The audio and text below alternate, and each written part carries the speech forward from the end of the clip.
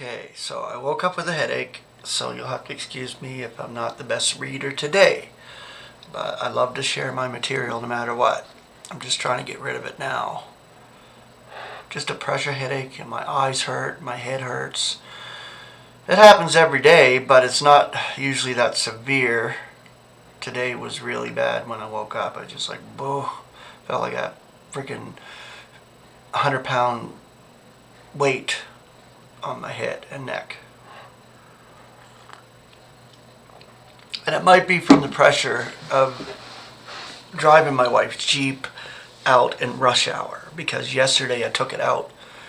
The day before I took it out, didn't stay out that long, but yesterday I took it out, driving it, and it was just stupid on the roads. It uses a lot of gas, this Jeep. I can't afford this. I can't. And it's not worth it for me. But I got to get my car fixed, and it's going to cost like $1,000 probably to do my brakes and get the tires on there. But we'll see. The Lord needs to provide for that, Lord willing. If I get my car back, it'll be a blessing, because then I can get my shifts in the day. Like my normal shifts is 11 till 3 or 4 in the afternoon. So, and that's just before rush hour, just before morning rush, just before all that. And before dark, I'm home, which is nice. And it sustains me. But without my little car, it's been difficult. And we'll see what happens. So, on with the show. Okay, Abraham, who is the father of us all, according as it is written, that a father of many nations have I appointed you, facing which he believes it of God, who is vivifying the dead and calling what is not as if it were, prolepsis, who being beyond expectation, believes in expectation, for him to become the father of many nations, according to that which has been declared. Thus shall your seed be your seed. And not being infirm in faith, he considers his own body already deadened, being inherently somewhere about 100 years, and the deadening of the matrix of Sarah. Yet the promise of God was not doubted in unbelief, but he was invigorated by faith, giving glory to God, being fully assured also that what he has promised he is able to do also. Wherefore also it is reckoned to him for righteousness. God had said to Abram, I am the God who suffices. Walk before me and become flawless. Abram has his name now changed to Abraham, believed and trusted God implicitly, and in so doing became the father of all who believe. What a wonderful title this is, the father of all who believe, in a world completely full of idolatry. Abraham stands out as the one who believed, but surely the title conveys more than this. Abel believed God, Enoch believed God, Noah believed God. All these come before Abraham in the list of characters of faith in Hebrews 11. Then why is not one of these the father of all who believe? The answer lies in the fact that to none of these did God introduce himself as the all-sufficient God. To Noah, for example, God did not introduce himself in that way. If he had, he would have provided the ark for Noah. Instead, Noah was encouraged to believe that he had to do quite a lot himself to ensure his salvation. He had to build the ark, which took considerable time and labor.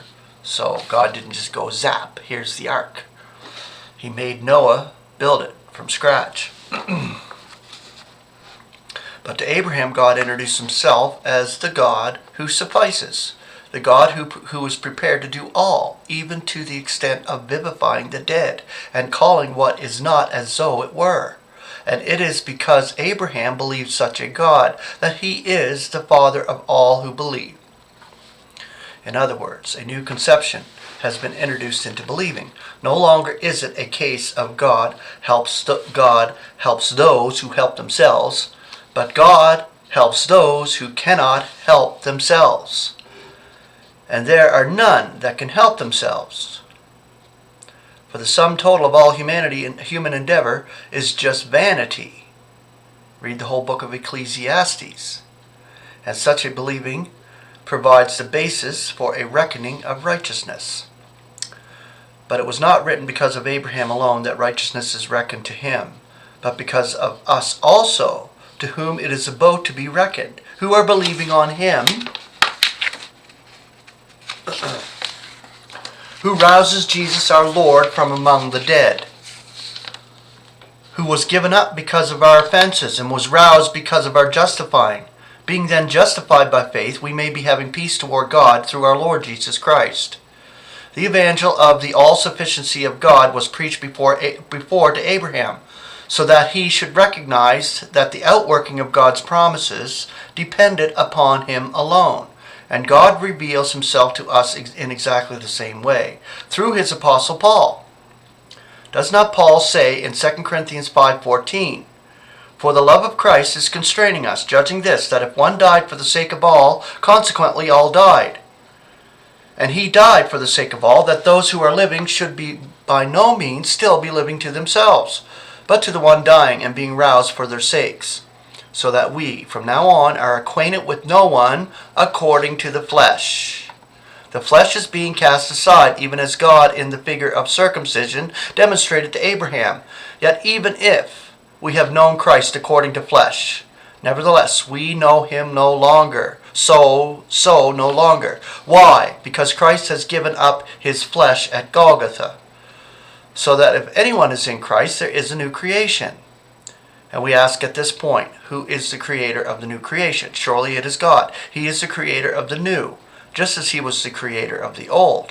Did humanity have any say in its own creation? Do we have any say in the creating of ourselves anew?